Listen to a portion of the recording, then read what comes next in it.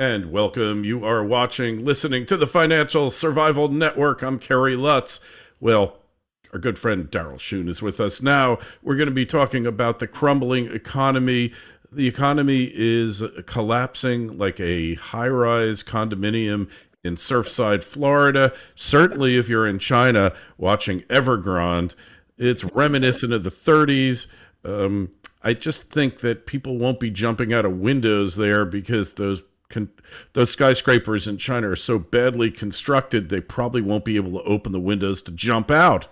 But certainly a lot of them wish they could. That's for sure. So, Darryl, this is like we were talking about building an economy on a foundation of sand and gravel or building it on bedrock. Well, the economic tides and sands are shifting now, and it looks like it's going to take everything in its path. This is absolutely amazing, Kerry, where we're at now. In a sense, because you and I have been watching this for a long time. We're fascinated with this. And it brings to me a remark I made in Munich when I was giving a talk at a conference on Austrian economics. And I remember I opened it up with a line. This is 10 years ago, 2011. I said, watching a train wreck is fascinating, even if you're on the train. Right? Yeah, yeah. It's so true. And this train has left the station, It's left the out of station. control. It's a Yes, runaway train, and yes. hey, and it's really hard to jump off, right? You Oh, can't. we It's can't. hard to I mean, jump off a we runaway train. we can't carry. All right. And so whether you're in the baggage department, or you stowed on, or in the bar trying to slam down those last drinks, or blithely unaware of it in your compartment reading your book. All right. Which is what most people are. They know something's wrong and they don't want to know because they know it's beyond their capacity, or they feel it is, to do anything about it. So denial has gotten them this far and they're still alive Mhm. and all right. And they're hoping that it's going to. So Yeah, ignorance is bliss, right? Ignorance is bliss. until it isn't. Denial is a strategy until it no longer works. Okay. So now here we are in 2021. And another thing, an anniversary came up to my mind right before the conversation we're having now. And it's because of this. We are very close to the 1,000-year anniversary of paper money. All right. We're 2 years away. And I found out all this information basically through a book a good friend of mine wrote, Ralph Terry Foster, called the history of our currency, fiat money. All right. And Terry Foster is a coin dealer in Berkeley. And he got into gold and silver really early because he could arbitrage it in the days that you could. Terry's personal arbitrage was buying a coin at one shop and going to another place, another shop, and selling it for a higher price. All Hmm. right. It was so personal at that time that you could do it. Well, that was a long time ago. But Terry has kept up his work in this field, and he found himself in Berkeley in, I think it was the 1960s or 50s, when he got this inspiration. And the inspiration was brilliant because he's been watching gold and silver and money go on for a long time. And what he arbitraged then was all these grad students needing money. I mean, grad students in the university are like the serfs of the landowners, land. And they're hoping to work out their serfdom so they'll have a tenancy, all right, at a unit to where they're able to get some money. And they pay, as always, the serfs are always lowly paid because they are leveraging the serfs' desire to better themselves to better the landowner's tenancy. All right. So It's almost worse than that, though. They're kind of like they're in a casino. They're gambling at the tables. They don't even know that they're gambling. They just think that this is a healthy form of behavior and it's going to work out for them in the end. But they're really shooting crap with their they're shooting futures. craps. Well, what you have is a series of casinos, and the education system was one of them. Well, what Terry did was he put a little notice up. all right, asking for researchers willing to work on a project of his. And so what he did, and what Terry got was world class minds. I mean, graduate, brilliant people at UC Berkeley, and he gave them certain tasks. Look up money, the history of money in all these different situations. And he came back with extraordinary data, put it together in a book. All right. And this is where I ran into the information that he put out. And the 1,000-year anniversary of paper money is coming up in 2 years. All right. 2024. All right. We're on the cusp. You don't get much closer until you're in it. All right. And I've been watching this for the last 10 years. I go, wow, we're getting closer. All right. And a part of me loves the symmetry, all right, of history. And the thing is, if you don't watch history, you don't need to. You don't need to know, if you're a gay guy in the 80s in San Francisco, knowing how the HIV virus works. You don't need to know that. You don't need to know that to be in harm's way. You don't need to understand money, credit, and debt to be in harm's way. You don't need to understand anything to be in harm's way. You know why? You're in harm's way anyway. You can choose to ignore it. You can choose to spin it, but you're still in harm's way. But given the information that I got from Terry's book, which contributed a great deal to my understanding of money and where we are at today, because he said, I mean, he's got a chapter in his book, Kerry, which is phenomenal. The chat in one of the tables in his book is the decades of the yearly collapse of paper money. All right, in the first half of the 20th century, tons, Kerry, tons. Starting in 1950 to 2000, zero. What it looks like to people who want to have a more positive view on the train wreck, wow, we fixed it. What Terry pointed out was, no, we didn't fix it. It's only 50 years. We basically fixed the game so none of the pieces would fall apart during that time. We are now, what we've done is we've delayed the collapse. We have, the central bankers found a way to control the game in a way that it wouldn't fall apart until it falls apart. And now we are trapped. The Chinese are trapped. The bankers are trapped. Everyone is trapped. There's only one casino. There's only one casino, and it's global, because we now have an interconnecting. I believe that almost just like China, there's a thing to history. They were the ones that set up the game of paper money. All right. What happened was they ran out of coins. They ran out of copper. Copper was the most common coin. They ran out of copper, and some really insightful person, I could see me coming up with this idea, thinking about it. Wow, out of copper. Well, shit, it's just a fucking, let's make them out of lead, right? I mean, what the hell, Yeah, hey. Hey, yeah. So they started making them out of lead, except the thing is, the lead coins were so cheaper, so much worthless than the copper, that you couldn't carry the lead that you needed to buy salt. So they started depositing them at coin shops, all right, which they had around before, which were a rudimentary form of banks.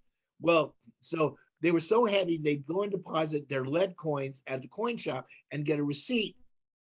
Then you walk around, and always you could trust those receipts from Mr. Wong's coin shop or Mr. Liu's coin shop or Mr. G's coin shop. I buy coins from Mr. Wong's coin shop. Exactly. Or what we've got now is the Evergrande coin shop. Yeah, hey. Evergrande. Warehouse receipts. Where That's else? where money used to be. It's the biggest one in town. And what happened is, one of those coin shops, and I think either singly or at the same time figured out, holy smokes, I could make some more, I could spend more because I'm issuing the receipts.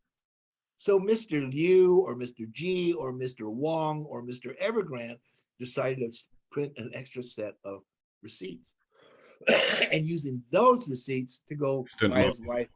Yeah, whatever. Wealth. So that's what happened in the year 2024. The Mhm. chickens came home to roost. The whole economy collapsed. The central government in Beijing sent a bunch of people down to Sichuan to find out what happened. And this is what they did. Not only did they find out what happened, the first edict the government said was this: printing of paper receipts is illegal now by coin shops. It's illegal for everyone except us. All right. Muscled Now, in on their oh, scam, you basically. got it. Now, it didn't start out as a scam. It started out as a solution to a shortage of coins. All right. It became a scam when they started printing extra things. Now, you caught it exactly, Kerry. The central government came down, figured out what was happening, and muscled in on the scam. But All that's a good right. idea. We're going to take this We, business over. And remember, like the banks back in the Old West when they would get robbed, like the whole town would be bust? yes, the You whole know? town would go up. Yeah. Right? Crazy. Kerry, we're at it again. It's human nature. So now this is 1,000 years later. The Chinese did they? I mean, once you have a scam going, it's really hard to turn the scam down. It's like sugar. Paper money is like sugar, Kerry. All right. And what you did, because you went through a personal health crisis, it took that for you to get off the sugar kick. All right. Because the shit tastes so damn good. All Yeah. right. Everything, I mean, everything's everything's got it. everything's got it. All right. And you're not dead. So how bad can this shit be? All right. So it took until 1024 to 1661. That's 700 years. All right. For the for the Qing dynasty to go, enough already. No more, no more, no more. They outlawed the printing of paper money in 1661 in China.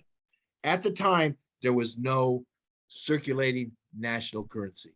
What was circulating in China for money was silver little ingots called taels. That's all it was. In every part of China, people had these little things, and they could weigh them, and they knew how much silver there was. The government was in it, and you had you had the foundation of a real economy that worked. That worked. Okay, 1661. Now let me tell you what happened because in the next 100 years, their economy started falling apart. But I'll tell you why. 30 years after the Chinese outlawed paper money, in 1694 in England, King William was heavily in debt, and William Patterson and a bunch of bankers approached the king and said, listen, we will float you a loan to pay for your debt with paper money. But he didn't tell him this. If you give us the right to issue circulating letters of credit and debt. And he goes, sure, he didn't understand that. We still don't basically understand it. Yeah. All he knew is he was in debt, and these rich guys said he had a way out. Well, it did work. What he didn't expect, though, was all of a sudden alongside, the king never expected alongside coin and silver coins, there would be circulating paper money issued by the newly formed Bank of England. All right. The king, all the king knew was he was out of debt. And what he realized, because they came along and said, listen, we'll float you another loan. And he goes, now they didn't tell him what to use it for, but the king only had one need for his loans: to go to war against his relatives in France. All right. And they did. And what happened is England was the first nation to be able to go to war on credit debt. It started, it was the 18th century was England's expansion of their empire from a little country in debt, fighting with France. They basically started taking over the world. 100 years 60 years, 100 years after this, all right, they had already chewed up the whole world. All right. They got India, which was huge. It's like a little snake eating a cow. All right. And they were having trouble digesting it, but they had India, and then they decided to go after China. Now, this is history in its making. Let's say we're rich, we're royalty. We're not royal. We're rich guys in England, you and I, Kerry. All right. what do we like? We've got everything. We're set in, we're embedded in the power structure. We're making money. We're wearing wigs. We're putting on perfume. We're sleeping with everybody we want to sleep with. What do you want to do? What are you going to do? You're eating everything you want to eat. And what are our needs? What we call needs now is not food. What we call our needs are now porcelain, silk, and tea, because we're rich. All right. Mhm. Where does porcelain, silk, and tea come from? China. Yes, of course. And there we've got the British West Indies ships sitting there wanting to buy China's silk, porcelain, and tea. Now we go and we're the most powerful country in the world, and we want to buy this. Now China is this place they're really arrogant. All right, like, all right, yeah, we'll sell it to you, but and what we try and do is we try and get them to take our paper money. But the Chinese have more experience with paper money than anyone on the planet. Anyone. All right. The West thinks this paper money is great. The Chinese know this is trouble. All right. So when England told the Chinese, we'll pay you in this with their paper money, the Chinese went, I don't know what the Chinese word for it is, but it's basically fuck you. Right. And the British, who had a high need for porcelain, silk, and tea, had to pay them with silver, because that was a circulating currency in China at the time. Now, there was a tremendous amount of silver in the West at this time, because for the last 300 years, the West had looted silver out of Mexico. Mm-hmm. Spain had looted all the silver out of Mexico, built an empire with it, and now it was circulating in the West. And what England had to do, they were forced to buy the silver circulating on the open market to give it to China, to exchange it to China in return for porcelain, silk, and tea. Well, this English put up with this for around 50 years and were getting pissed off because it was depleting their treasury. So another smart guy, could have been somebody like me, who in another incarnation who figured out, hey, let's make these coins out of lead. All right. Now has reincarnated in England and came up with another smart idea.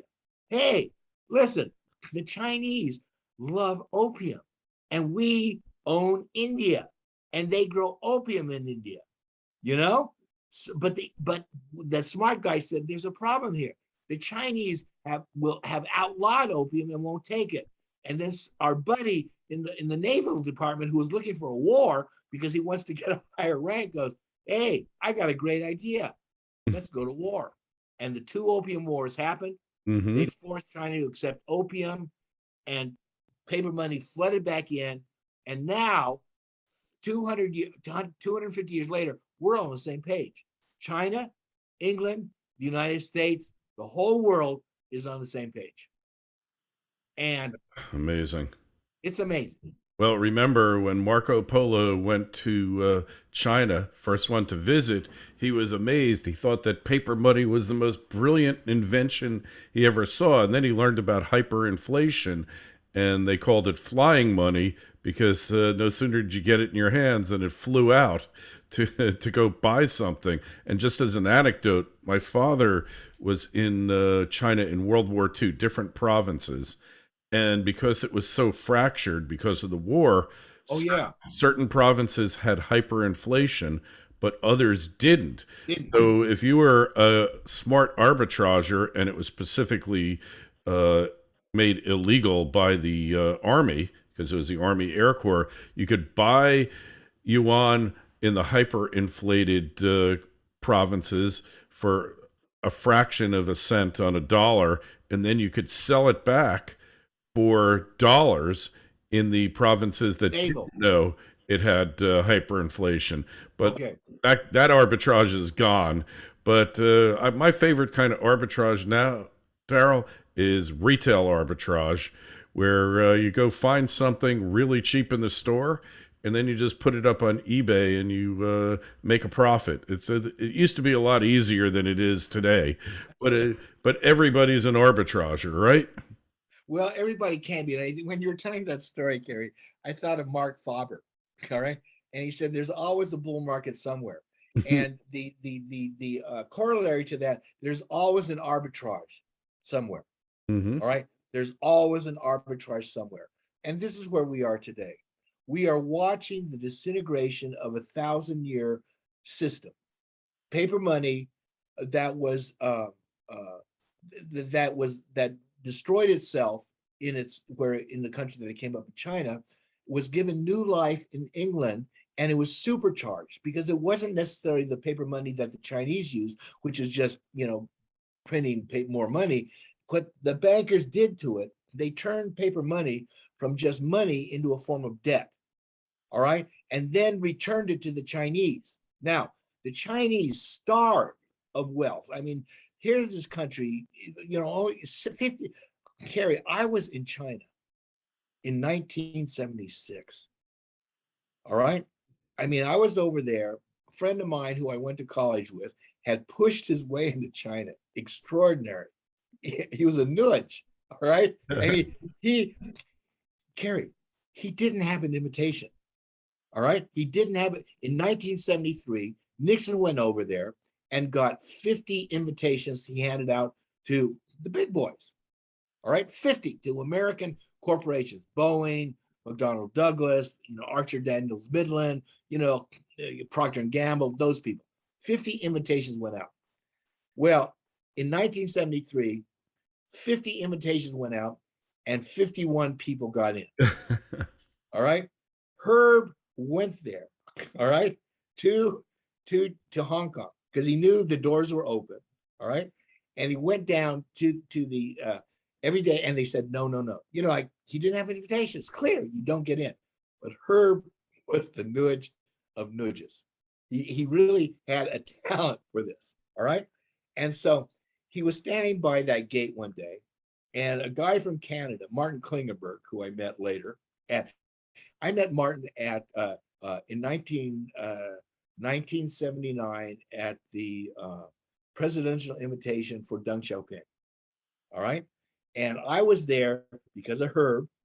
Martin was there on his own, and that's where I met Martin. Well, Martin's coming through the gate, and Herb chats him up and says, how do you get in? How'd you get your invitation? And Martin goes, I know Mr. Liu at the First Bank of China or whatever.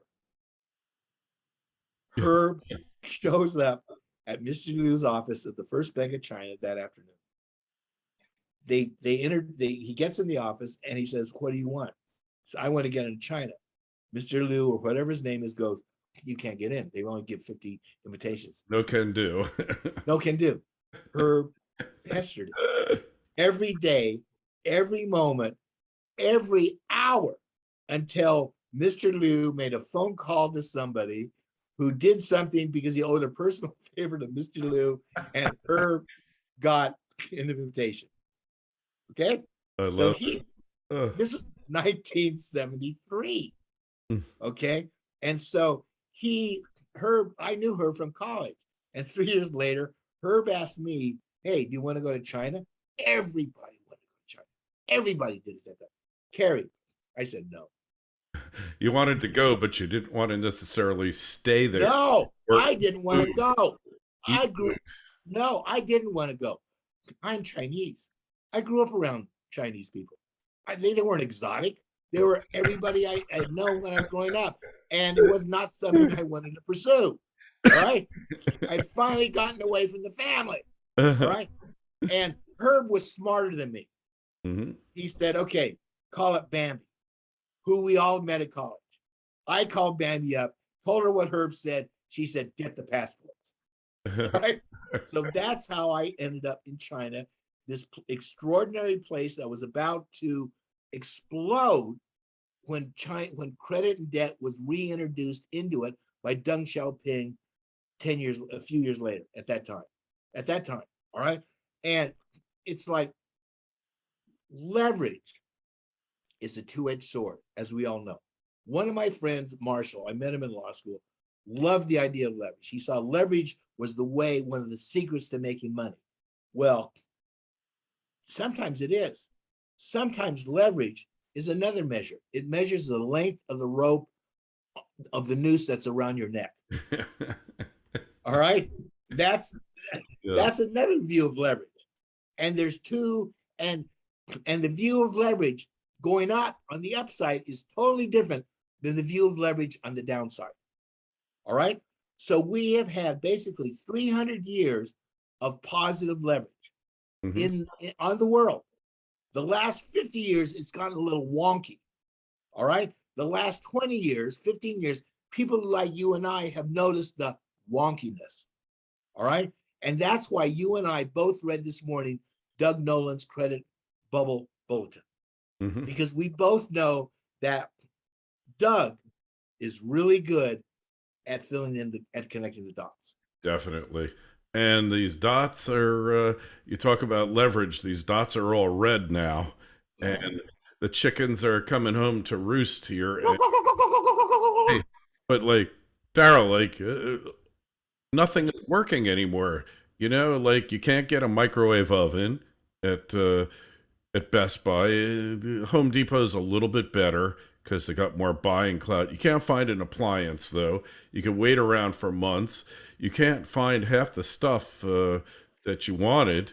Uh, it just isn't around. The Kerry, so-called supply chain is in supply shambles. chain is hampered because they printed so much money to keep the demand from collapsing that they went to the other side, increased the demand so much to keep the game going, and now it screwed everything up. So, I mean, Kerry, not only do you have to wait for a microwave at Best Buy, all right, or at Target in England. I read yesterday that McDonald's no longer has taken McDonald's in the UK has taken milkshakes off their menu. Oh, right, because the machines are broken. No, Oh, because of the lack of transportation. oh, really? All right. Yes, because all the drivers, because of Brexit, had to leave England, and they don't have low paid wage drivers to drive the crap around anymore. And the cost of of energy is skyrocketing because wind energy, which is made up because the UK and the continent have no energy of their own. They have to import it either from Russia or from the Middle East or from the Oh, and US. the price of nat gas has Is skyrocketed going through the roof. 600%. 600%, and they can no longer afford, and they use the natural gas to stun gun the poor chickens Right. Yeah, and I saw cows that. that are in the slaughterhouses. Well, didn't they, in the US, we use electric. We've been ahead of the curve here for a long time. We use those electric cattle prods Yeah, we've got that, because we've got energy the in brain. Texas, but that's everywhere around the world. We are getting it's seizing up. The Yeah. 300-year game of credit and debt, supply and demand is seizing up, and we're in the end game. And Kerry, you and I have been talking about the end game for at least 15 years. All right. And I will go back to right after our health issues Yeah. started, and it became free money for all. And all of a sudden, the price of copper started going up. And what do the genius economists say is copper is going up because it's going to be Chinese Demand is good. economic Yes. recovery. And I Yes. said, Yes. no, this is an inflation play, guys. Yes. This isn't Yes. a No. economic growth recovery play. Demand It's increase. inflation. No, it's inflation. And every commodity has gone up. Gone up. Like even coffee's gone up 40%. The only thing is if you're a chocoholic, it's only gone up by about 11%. So, you can get your drug of choice there, you know, uh, to basically, you don't have to pay, if you're getting and most candy bars don't even have chocolate anymore. They got That's right. cocoa butter that's painted Yeah, brown. It's totally false. that's right. Gotta buy Well, the European stuff. well, and what they've got though, Kerry, is they've got a chocolate flavored petroleum based substance Yes. in there that's injected into the bar, and it suffices for the person who's used to chocolate bar they used to have, but they know somehow it's not quite as good. Hey, remember when you used to go to the movies, you get Raisinets, Babe Ruth, you know, Butterfinger bars, and Oh, those Butterfingers, yeah, those things were like made with chocolate. They were chocolate chocolate. covered. Yeah, yeah. Now, this stuff that they have, I can't even eat it. And my kids, like, they're young, they don't even know the difference. But I'm Difference. No, telling they you, don't know the like, difference. and then, like, when somebody does produce real chocolate, like Dove Bar, what happens? Hershey comes along, swoops down, That's buys them right. out, and now you got fake chocolate. Fake chocolate in the Dove bar. Yeah, in the Yep. Dove Bar, you know, You and know this why? happens over and over. Because the people who own Hershey's are arbitraging their products in a way to make money, which means cut the quality, increase the profits, and everybody, and this big squeeze is on. You know, the Michael Burry, that story that they call The Big Short. Sure. What we're now into now is the big squeeze, and we're all being squeezed, all of us, including the Federal Reserve. They're being squeezed. Well, I've always said, Kerry, everyone is trapped. When people are going, what the hell is the Fed doing? No, it was understandable what they were doing. They are not trying to stabilize the game. They're just trying to extend the game's existence. And they are given the task of keeping a dead man looking like he's living. Weekend at Bernie's. Yeah. Yeah, we Yeah. can. Yeah. Yeah, that's what it is. So what about like a company like Tesla? What do we make of this company here? They seem to be like doing like unbelievable things that nobody ever thought anybody I could don't do, do. yes, they are. I mean, Elon Musk is an outlier. All Mhm. right. He's come along and he's basically done the impossible. All right. Exactly. Now, he's done the impossible. Now, there are limits, however, to what he can do. All right. And if I was Elon Musk, and I'm not, I would think there's no limit to what I can do because everything I've done seems to have happened against all odds. All right. And this is where I've said is one of the most dangerous things of all. When you are so right for so long, you don't know when you're wrong because everybody has always told you you're wrong and you've proved them wrong and yourself right. All right. Now, I don't know, but I know that some of Elon Musk, all of his ideas aren't right. You're not all right all the time. All right. But he's brilliant. He is. We are entering a new age, Kerry. You and I are at the tail end of the old age. All right. There's a new age coming on. Part of it is here, and it is going to replace the age that we see that's fading, that's collapsing. You and I grew up in those condos in Miami or knew about them. I was in China. I watched those things, before they were there. I've seen the explosion in China. What China's done is recapitulated what the West did in 30 years on the same bed of sand, on the same bed of sand. The Chinese used to be so paranoid about money. To them, gold was a religion. Not now, Paper, man. not Not now, now. not now. Paper money, leverage, debt, and credit, Real estate. and real estate. They think And real this is estate. what it's in.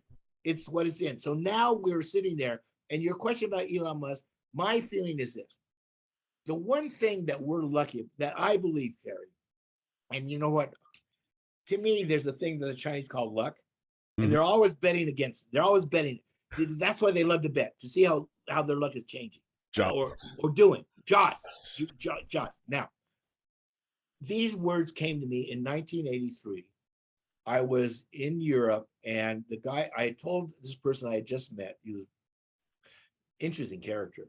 And I told him, I said, you know what? I'm the luckiest person I know, and my life hasn't been easy. And he looked at me and he said, well, what is luck? And these words came out of my mouth. They weren't my words, Kerry. Trust me. Mhm. The words were, luck is love's reflection shining on your path. I never forgot those words. All uh, right. Now, we have one in Hebrew. The word for luck is mazel, and that's 3 characters: time, okay. time, place, action. All right. Now, You know it happens when, and the story you told me about you're getting sick from COVID and changing your lifestyle, Hmm. Kerry, that's luck. Oh, I totally agree. I feel blessed When that it you're happened. blessed, when and I got a similar thing like that from the I Ching 20, 30 years ago, and it said this person is so lucky that events ordinarily harmful turn out to his benefit. All right. Now, what you told me, Kerry, in the prelude to our conversation is what happened to you and how you cleaned up your diet. You're basically eating better. You look good. You bought a new house. Everything's turned around. But it came because a crisis happened to you that is ordinarily very unfortunate for most people. Ordinarily. Okay. Now, It have killed me. It it could have definitely killed you. could have killed Could have. me. Yeah. Not a Now, what I question about it. I could have you woke could up have dead. died. Yeah. You could not, we could not be here talking to each Yeah. other. Oh, Right now, absolutely. absolutely. Now, what I'm saying, Kerry, is this. I want to reframe our present economic situation. All right. Because I'm an optimist. I'm not an optimist in believing that our present paradigm is continued. I'm an optimist in believing that its collapse is going to free us from from not only from what it has done to the world. All right. And that's what I want to say, that COVID, that the economic collapse is like the coronavirus. All right. It's doing its work, totally destructive on one level. All right. I've always talked about change as like a pendulum. And I said to many, many people, the pendulum is going to be a wrecking ball. But to others, it's going to bring a world that we can't even yet conceive. Because at the end of an era, Kerry, you can't see the new era. All right. Before before the British came up with their system of leverage and credit and debt, you couldn't see the wonders that it was going to bring about. And it did bring about wonders. But that era is over. And you could read the handwriting on the wall. Why you and I are aware of it is that we've got these personalities or whatever or perceptions that caused us to take note of along with Doug Nolan. We're outliers. We're We're outliers. outliers. Totally. Yes, Always been totally proud to be an outlier. proud to be an outlier. And but you know what, Kerry? We're lucky because I don't know if we chose to be outliers. It was in our destiny. All right. We are lucky. And that's why we have to, that's why I'm thankful. I am truly thankful for, I turned to my wife, I said, we're the luckiest people I know. All right. In the midst of everything, we're the luckiest people I know. And that's what it is, because we're seeing the fact that you and I read this morning the same thing. I mean, I was waiting for you to come on reading Doug Nolan's credit bubble bulletin, and to find out that you were reading it too, you know, is absolutely Oh, he's perfect. brilliant. I tried to get him on the show before. He's totally brilliant. He's written the history of bubbles. He used Oh, to have a site called the Bubble Bubble. the bubble, yes. And I always went to that, like, because they're so entertaining. As long as you're not living through a bubble, it is one of the funniest stories Oh, ever, it can be, right? but Kerry, even if it's not funny, it's riveting, and that's why you Yeah. responded to what I said in 2011 in Munich at the conference on Austrian economics. That even if you're on a train wreck is riveting, Yeah. fascinating, even if you're on it. All right. All right. And Well, I think we'll leave it at that, Darryl. So your website, drschoon.com. .com. Definitely must reading. That's where I found you, met you from through that, and Yes. have continued to be an avid reader of it. And hey, we're going to see a lot happen in the next couple of months, man. Like, it's just so obvious, the inflationary bubble here, which probably is going to lead to a deflationary bust, But because this is what happens. it's the way it happens. And the only thing really that's going to protect you is gold, but they're still keeping that illusion up that Yeah. gold Is bad. Yeah. They're just keeping it up and probably accumulating it all along, gold and silver. But in the final analysis, that is, hey, maybe cryptos too. I'm not like overly optimistic, but they might have their place in this whole They mess. might have their place. Yep. Very well might. Well, hey, anybody got a question for Darryl, shoot me an email, kl@kerrylutz.com. We'll get it answered for you. And make sure you sign up for a free newsletter on financialsurvivalnetwork.com. Darryl, always a pleasure. Thanks so much. Thank you, Kerry.